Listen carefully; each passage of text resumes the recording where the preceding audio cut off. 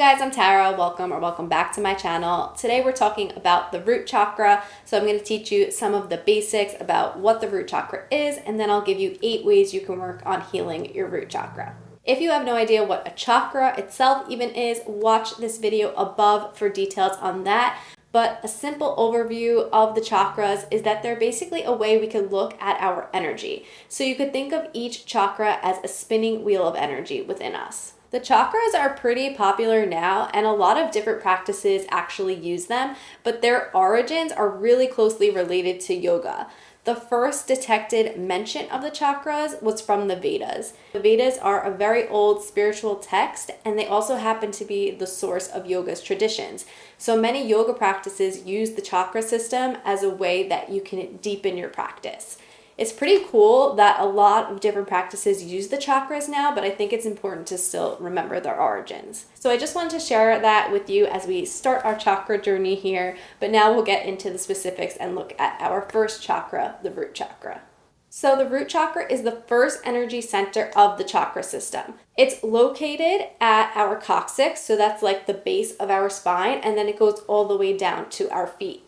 The name of this chakra in Sanskrit, so Sanskrit is the language that the chakras actually originated from, is muladhara. So if you hear root chakra or muladhara, it's the same thing. The root chakra is particularly important because it's the foundation for all of our other 6 chakras. So while working on the foundation might not sound as exciting as working on the upper levels, it's very important. You can't just skip over the foundation and expect everything else to run smoothly. When the root chakra's energy is in a state of balance, we're able to ground ourselves and we'll feel a sense of stability and security. The root chakra's main focus is really about grounding, which is why when you feel anxious or you're feeling lost in your thoughts, it can be really beneficial to work on this area. This is because anxiety is going to keep us stuck in our headspace, and the root chakra will ground us and bring us back down to the earth. This is why grounding can be so helpful for anxiety, and I'll link some grounding practices down below. Each chakra is associated with a specific element, and the element here happens to be earth. This makes sense as the earth provides us with what we need to survive and thrive. While working to ground ourselves and our energy is part of keeping the root chakra balanced, even more important is having our basic needs taken care of.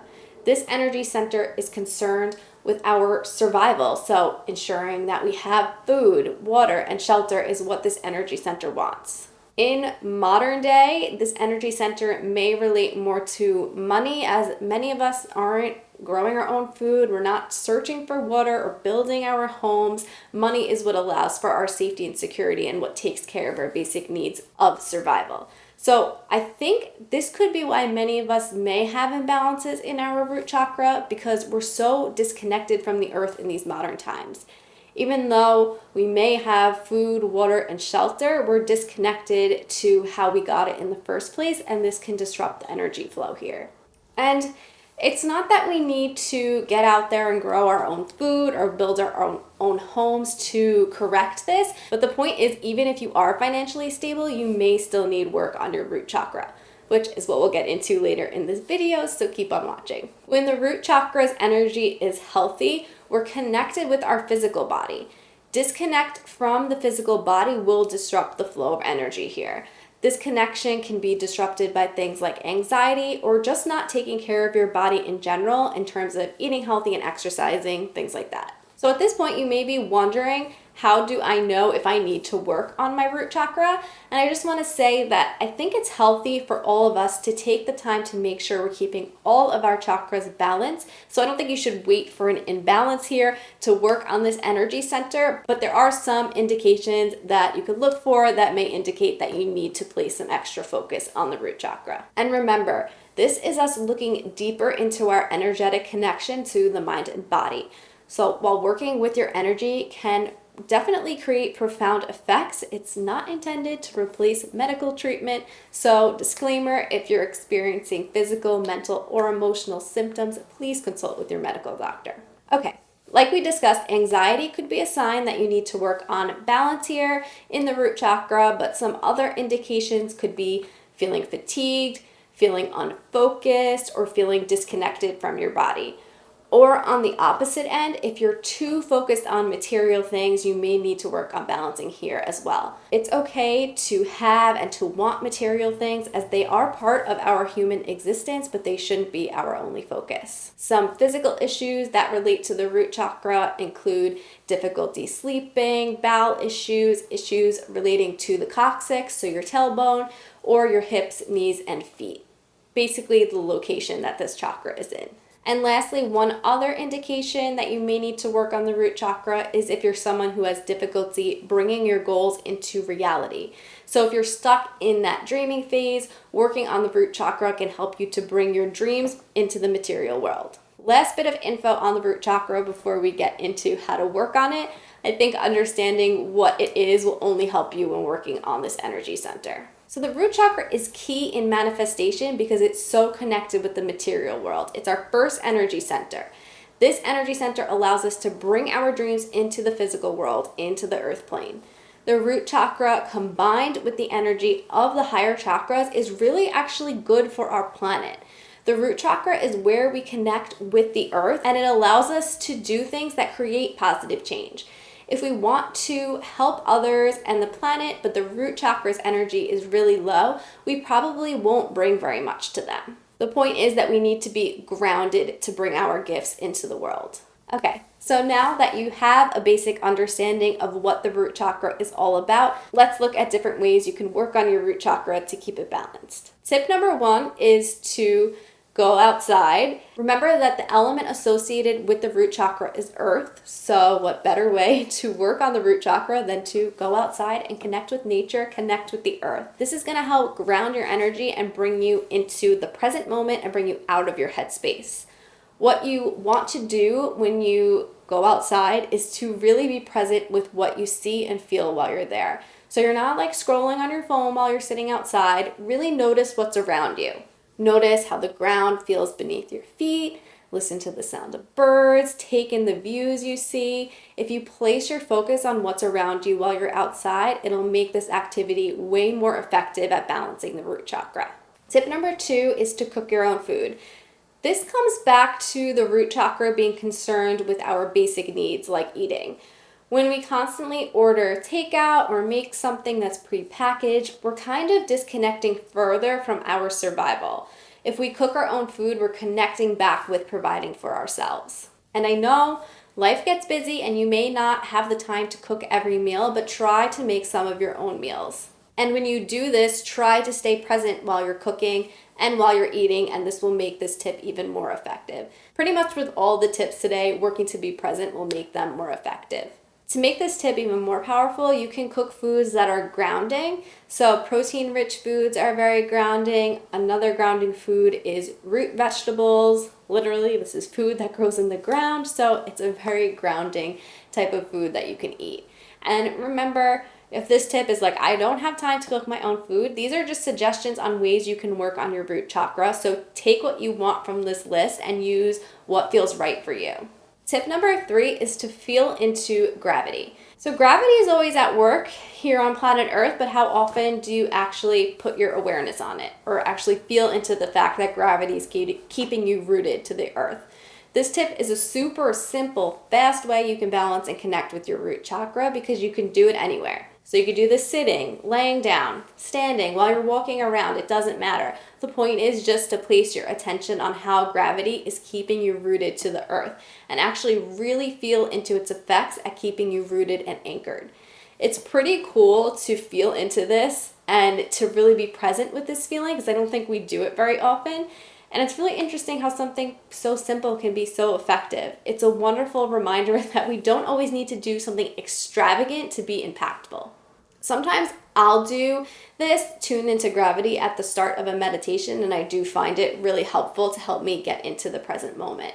Tip number 4 is to try out some standing yoga poses. So standing yoga poses are particularly helpful for the root chakra because you're grounding through your feet, and your feet are the lowest part of this energy center. So remember, this energy center starts at the tailbone, so the lowest part of our back, and extends through the legs all the way down to the feet. You could do any standing poses that you find feel grounding.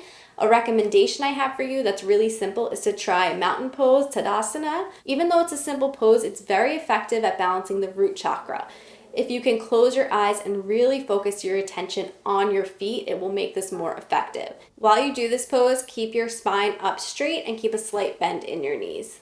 For those looking for more details on different grounding yoga poses, I have a whole blog post on it, so I'll link it in the description down below.